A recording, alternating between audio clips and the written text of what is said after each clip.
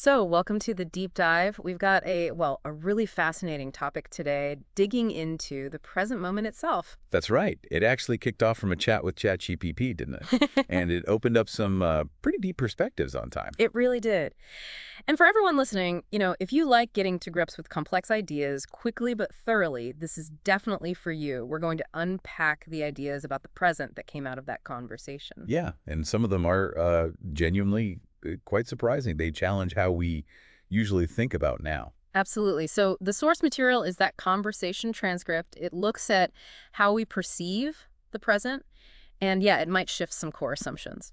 Okay, so where did it start? The classical breakdown, right? A past, present, future. Exactly. That was the starting point ChatGPT offered. The past is memory, lessons learned, future possibilities, uncertainty. And the present is where experience actually happens, the standard view. Pretty much the locus of experience, as it was put. But then you jumped in pretty quickly with a different angle, specifically about the present, saying it might be undefined. What was the thinking there? Well, yeah, the core idea starts with looking at the past.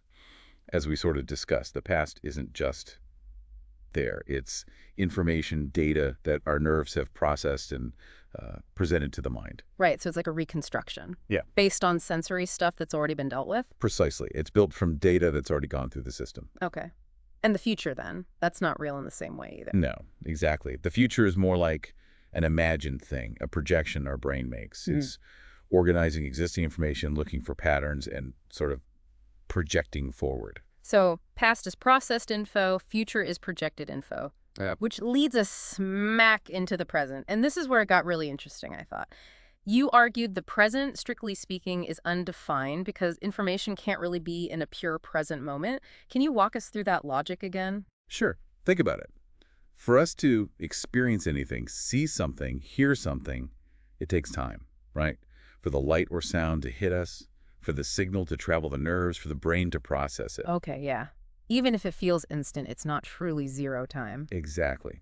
And by the time that processing is complete and we become aware of it, that initial event, well, it's already in the immediate past, even if it's just milliseconds. Ah, right. So the now we feel isn't the actual instantaneous now. That led to the idea that what we call now is maybe more like a conceptual assumption.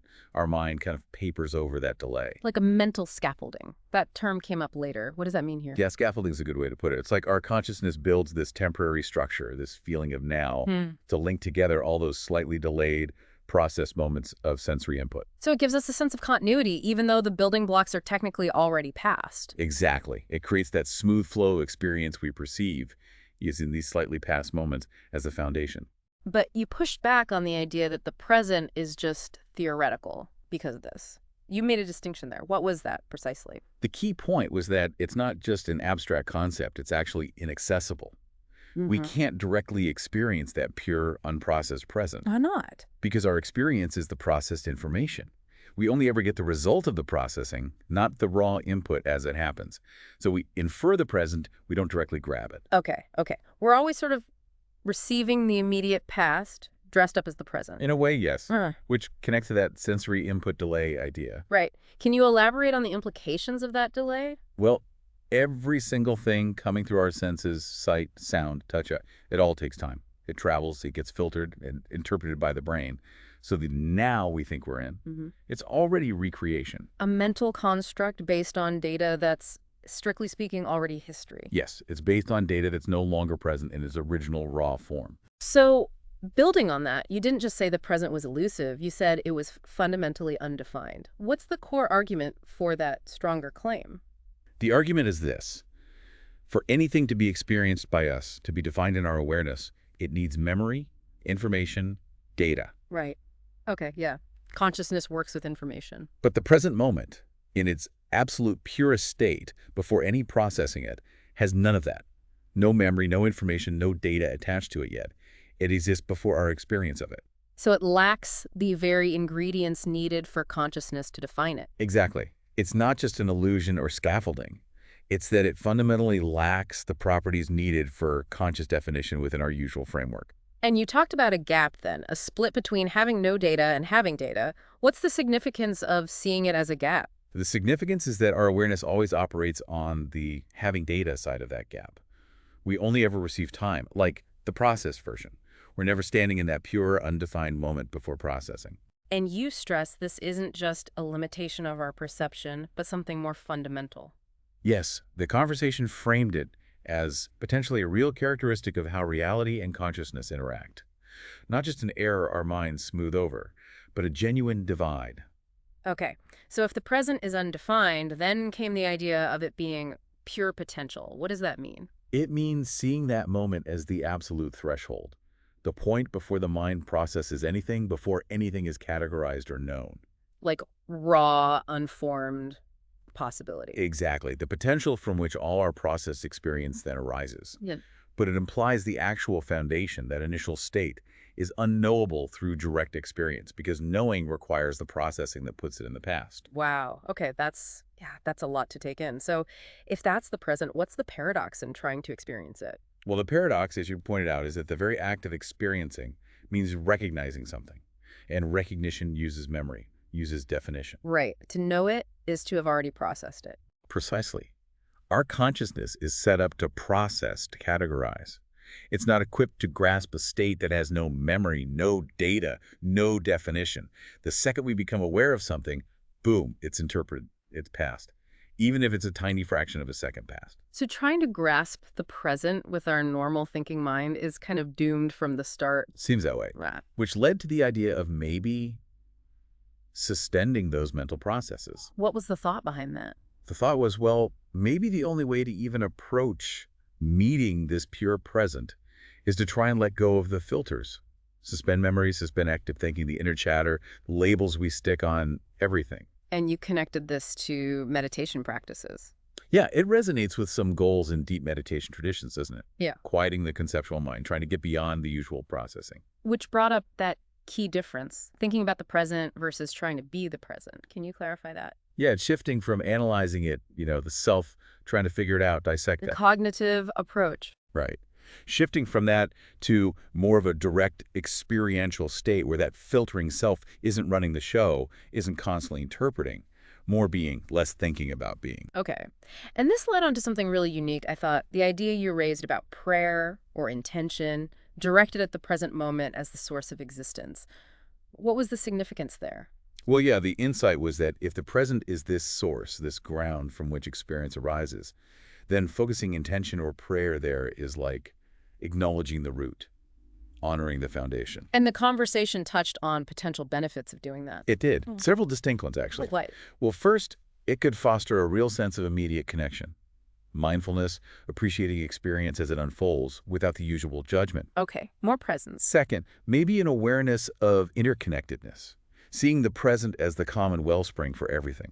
Third, maybe gratitude for life arising from that present space. And expressing intentions from that fundamental level. Exactly. A different way to set intentions, perhaps, grounded in that source. You actually went quite strong on this, saying existence being rooted in the present wasn't just philosophy, but almost a factual observation. Why such a strong stance?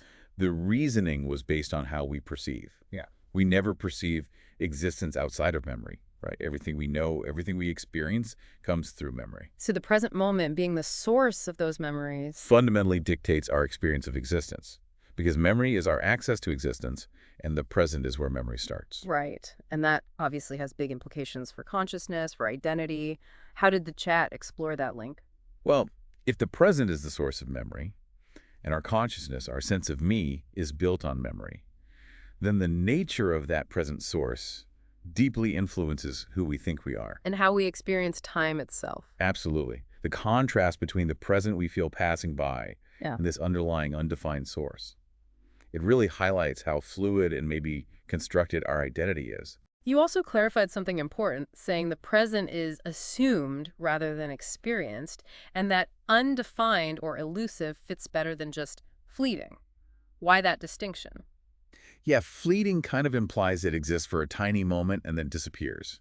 But the argument is we never actually grasp it at all in its pure form. So it doesn't even have that brief existence for us to perceive. Right.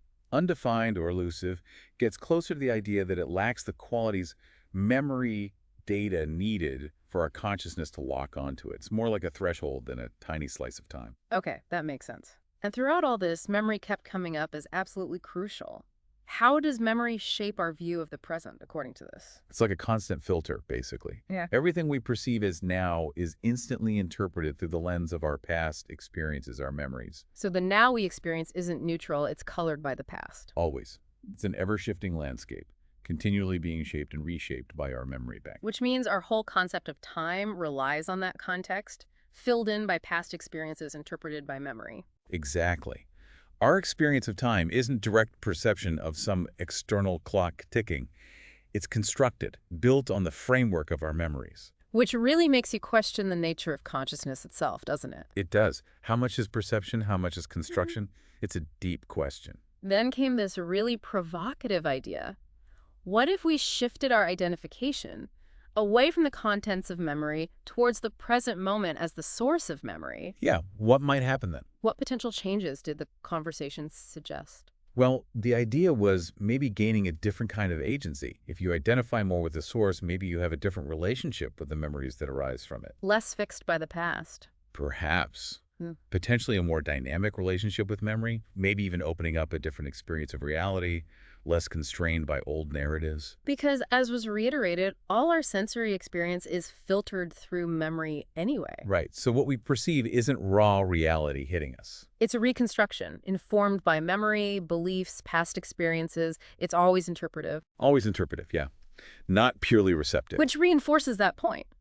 Our conscious experience mainly happens in the realm of the past because existence, for us, is tied up with memory. Exactly. So the present, that pure, undefined state, starts to look less like a time we live in and more like the foundational framework, the necessary starting point. The wellspring from which the memories that make up our reality flow. That's a good way to put it.